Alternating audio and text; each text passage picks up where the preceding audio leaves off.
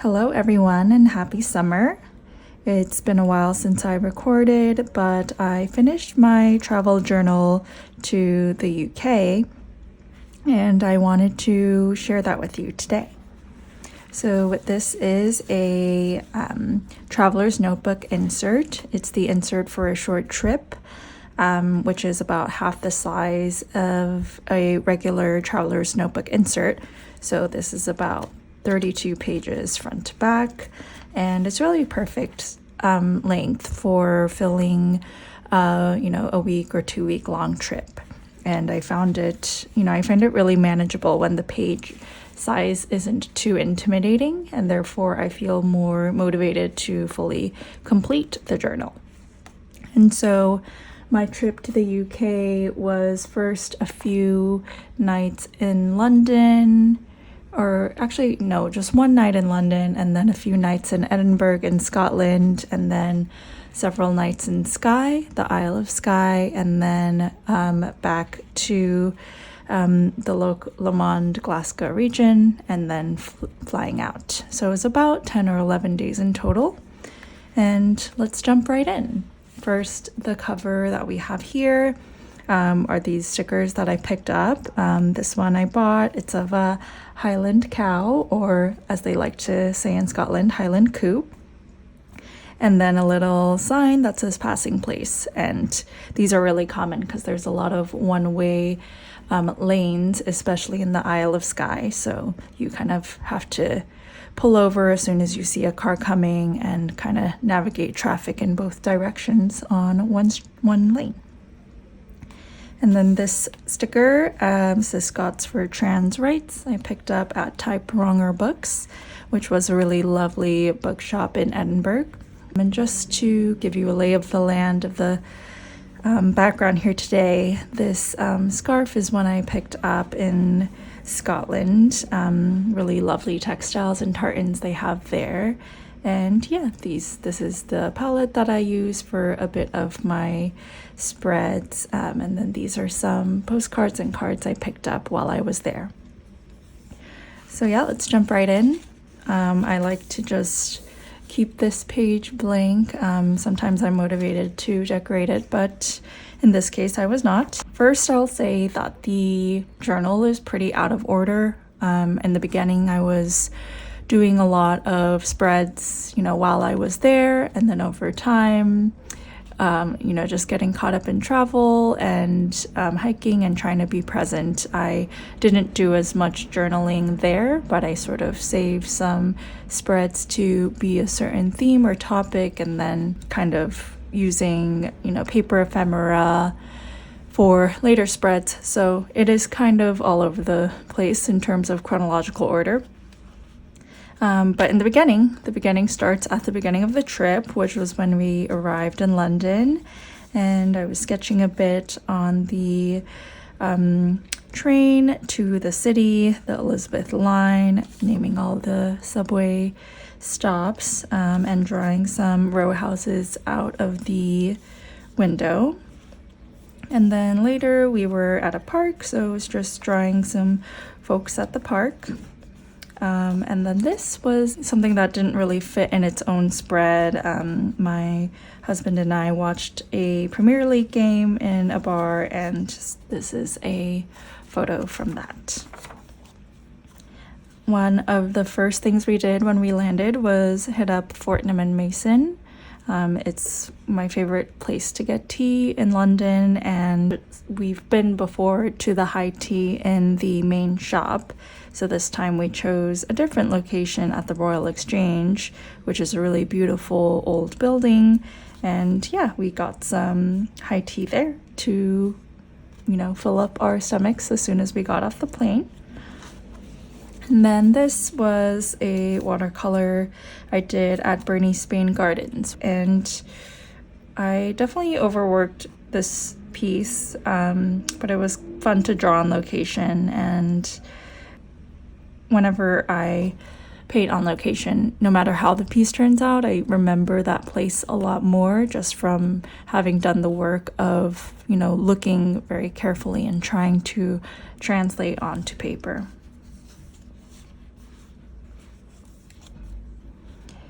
Next up, we had a dinner at Lahpet, which is a Burmese Pan-Asian restaurant. So what I like to do for those is I always love to collect business cards whenever I can from restaurants, and then if I have a receipt with the dishes that we ate, then I'll put that in there too. And then this right spread is from Courtauld collection. We got to visit the Impressionism exhibit there, and while I was there, I did some sketches in pencil only. Most museums don't let you work in wet media, and then I filled in the wet media a little bit later. So yeah, I saw some new Van Gogh pieces that I haven't seen, Picasso, Monet, Renoir, so that was a really nice experience. And then more on the museums. So this on the right was the Courtauld, which I just mentioned, and then I clipped some of the museum brochure to remember more of the pieces. And then on the left, we had gone to Tate Modern as well the day before to see Dohosa's exhibit. And this exhibit was really, really wonderful. I think it's going on until mid-October, so if you are in London, I would highly recommend. He's this artist who really is fascinated with questions of memories and spaces and kind of figuring out like what is home to him, since he's moved around a lot in his lifetime. And so one of the pieces that he's really well known for is going back to his childhood home, this like hanok home, which is like a Korean traditional style of building. And he made graphite rubbings of the entire exterior of the home and then peeled off those papers, and then was able to sort of recreate it in a museum, which I think just the amount of time and attention and patience that is part of that process, and the sort of way that you can really feel a house and have that kind of be intertwined with your memory, I think is so fascinating. And then, yes, that sort of concludes the London trip. We were just there for 2 days. These are just some sketches of poles and city type things I saw around. And then this is of the National Theatre, crossing one of the many bridges across the Thames River. And then we're in Edinburgh. I think around this time is when I stopped being as diligent about doing spreads, capturing like what I was doing moment by moment. But this sketch is of the city at the top of the National Museum of Scotland. They have a really great outdoor view there. And yeah, I think you can see I started on the left. The lines are kind of less confident, more faint. And then as I kind of got used to sketching, I think the right side turned out a lot better. But Edinburgh is an amazing place to sketch buildings. I usually don't love sketching buildings because I find it a little bit boring just to draw, squares and rectangles. But I think because of the historic nature of Edinburgh and having this like ginormous castle right in the middle of the city lends to such interesting cityscapes. So yeah, I had a really nice time drawing this. I think at this point I got overwhelmed with color and I just wanted to practice drawing. So this is pretty much all in pencil, a little bit of ink. But yeah, I was noting some coffee shops that we went to that we enjoyed, drawing some seagulls and plant life because we went to the Royal Botanic Garden, which is free and was such a lovely place to walk through. We went to Royal Mile, which is a very touristy area with lots of shops and beautiful things to see. Also, loving to draw the buildings there. We had a beer outside, so I was drawing some people, and I attempted to draw the lion from the Belhaven logo, which is a beer brand, and Belhaven Black specifically is kind of tastes like a Guinness. So there's that. And then yeah, I think the next day we went to Edinburgh Castle, which I was a bit skeptical about, but actually it was really worthwhile. There was a lot to explore and learn inside, and got some good time to sketch some things as well. So this was a sketch from a part of a building, I believe it was a church, and then sketch some tourists doing a walking tour. And then this side is there's a lot of, emphasis on textiles in Scotland, especially wool. There's a lot of sheep in Scotland, actually like 1 million more sheep than people, which is a fact I couldn't stop telling anybody that I met. And so, yeah, these are just some business cards and stickers I collected from the things I bought. So I bought a beanie and a scarf, which is the one you see here. Yeah, I really respected the amount of attention and education there is around wool and it being a natural biodegradable resource. So yeah, I really respected that about Scottish culture. Continuing on, now we're leaving Edinburgh to head to Skye. We rented a car and headed on the road. It's about a 5-hour journey, so we made pit stops along the way. Our first one was in Linlithgow for a coffee at White Dove Coffee Roasters. And then our second was at Real Food Cafe, which was a lunch spot that was really good. So we had some fish and chips and chowder and such. And I think it was here that I learned about the West Highland Way, which is a 96-mile hiking route through a lot of Scotland, passing by many, many lochs. And yeah, we got to see a lot of backpackers walking that trail while we were eating. This is the view out the window. And yes, and then suddenly we're transitioning into Skye spots. So Hungry Gull was a spot that we ate at for lunch, really delicious food. I believe we went here after hiking the Old Man of Storr, which was probably my favorite hike. There's really beautiful volcanic rock formations, and it just looks so mystical and, otherworldly. And so that, I think, is one of the most popular hikes in Skye. And when we arrived, it was the last fully sunny day, so we decided to prioritize doing that. Then another really popular hike is the Quiraing, which I could not spell properly for quite a while. But this is a really wide nature preserve. There's, a popular part of the hike, but, to explore the whole thing, you could really kind of go in any direction, and the trails kind of are unmarked at some point, so you really just feel like you're walking through completely rugged nature. And then there's lots of sheep just grazing the land, so you're out in really wide expanses of grass, one with the sheep.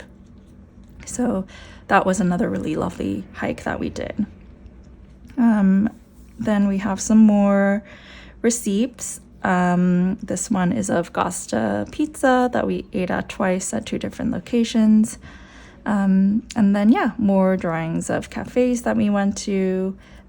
Cafe Cuil, I believe, Cuil, was a really good spot that we ate at. It was probably the longest place that we waited at. I think we waited about an hour, but it was really worth it. It's very delicious. Pancakes, focaccia, a brisket rarebit, pretty trendy new spot in Skye. So if you are heading out there, I would highly recommend that spot. And then I think this is just a list of, memories or reflections that I had. And then I started interspersing some photos that I printed with a Polaroid printer. So these are just taken from my phone that I then printed onto sticker paper. And then on the way back, once we were leaving Skye, we stopped by Fort William, which is by West Highland Way, and a really large mountainous hike called Ben Nevis. So we went to a vegan spot there called the Wildcat and had really delicious vegan food and tea. And then down here, I pretty much read only one book during travel. It was The Outrun by Amy Liptrot, and it is basically a memoir of a Scottish woman and her journey into sobriety and how she recovers by moving to her hometown in Orkney, which is a really remote Scottish island more in the north, and kind of restoring through nature and kind of drawing parallels through nature and sobriety. So it's a really lovely memoir. It also got turned into a movie with Saoirse Ronan playing the protagonist. I believe it's on Netflix. So I would recommend either the book or the movie if you are interested. And then, the rest of this journal I finished once I got back from home. Basically, I had like lots of receipts and business cards and things to kind of compile into places. Another spot that we visited in Skye was Talisker Distillery, which is their most popular whiskey distillery, one of the most famous ones to go to. We didn't book any tours, but we did stop by the shop there. And then another popular hike in Skye is the Fairy Pools, which has really beautiful waterfalls, just like constant waterfalls, like mini pools of water, like every 20 or 30 steps that you take on this hike. And I would say this is like probably the easiest hike of the 3 that I have mentioned. So lots of families that I saw in there. And then in terms of shops and coffee places, Orr is a really lovely shop with 2 locations in Portree, which is kind of their main area.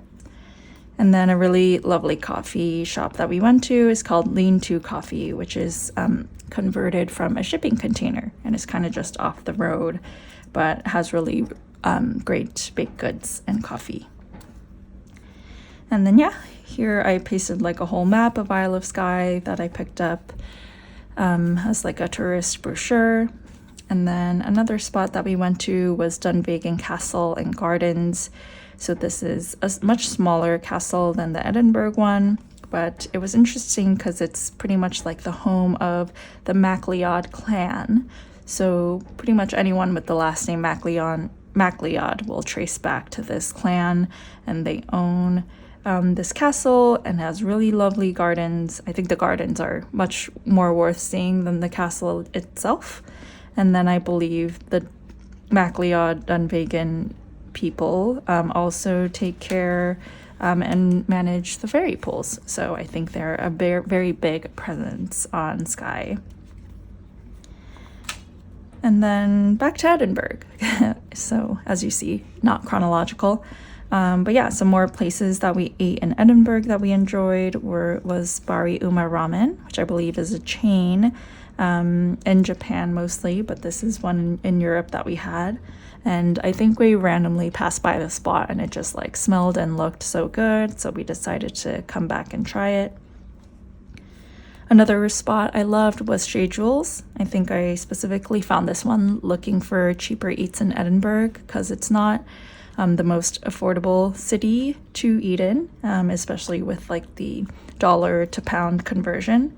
But this spot has like a really nice lunch prefix deal. So we got steak frites as well as an appetizer for I think like between like 12 and 15 pounds, I think. And then this was Mama Roma was a nice Italian spot we went to. And then Kate's was a really lovely and quaint bakery and coffee shop that we went to before hiking in Edinburgh. And then really great ice cream spot called Mary's Milk Bar in Grassmarket, which is right in front of the steps. That was popular in one day. It's kind of like in that final scene where they like kiss and when they meet up after a few years. And then moving on, just more clippings. This one is a Victoria seat, and then I interspersed the 2 hikes that we did. One is Calton Hill. Can't really call that one a hike, but it is a viewpoint.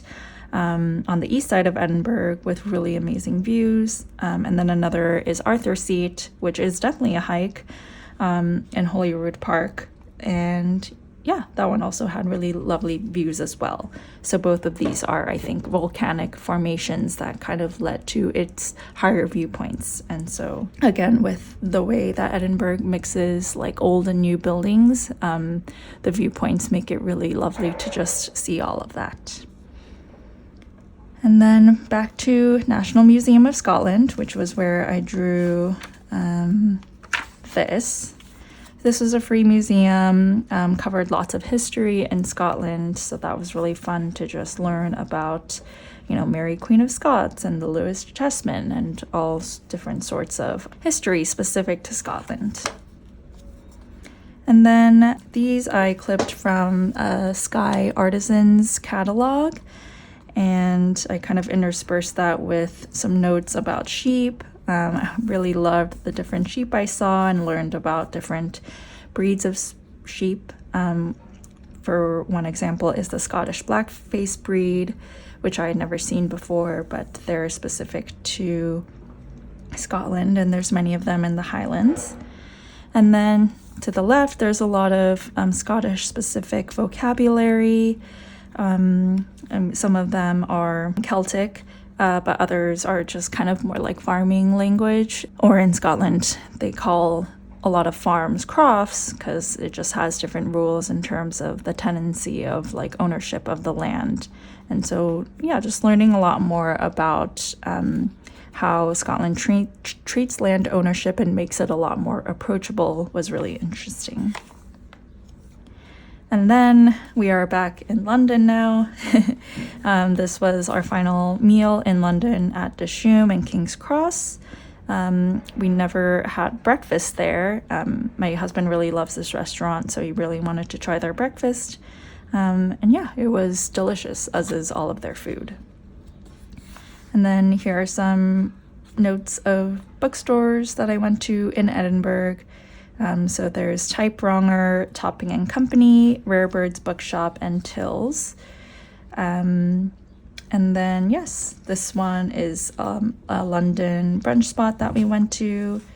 It's basically like I have all these business cards that I'm like, oh, I need to use these and fill up the pages. And then so I'll like pull up photos I've taken and then just draw or paint them afterwards.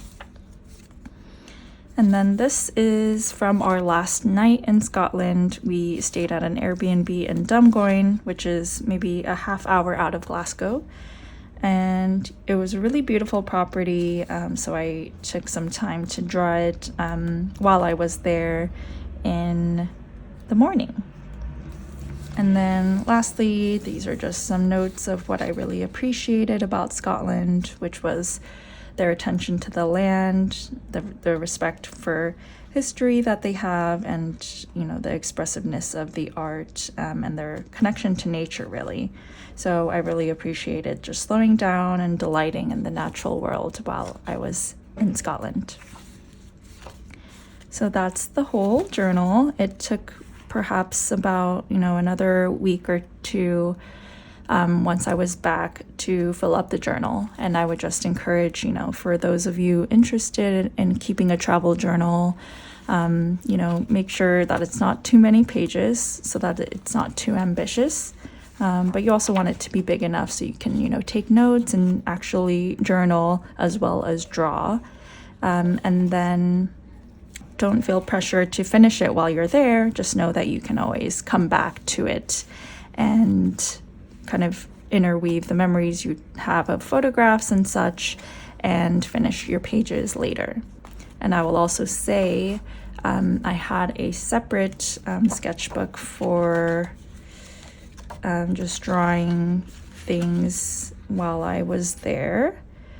So these were from the train ride from London to Edinburgh. And then, yeah, just random sketches that I was doing that I wasn't sure how to like commit into my travel journal, or if I just wanted it to get messier with Neocolors and such. So these were more drawings from the drive or on location. So yeah, I will just say, you know, having different kinds of books can also help for different purposes. Thank you so much for tuning in. I know this was a bit of a long video, but I hope it inspired you to either check out Scotland or start a travel journal of your own. If you have any questions, leave them in the comments, and I'll see you next time.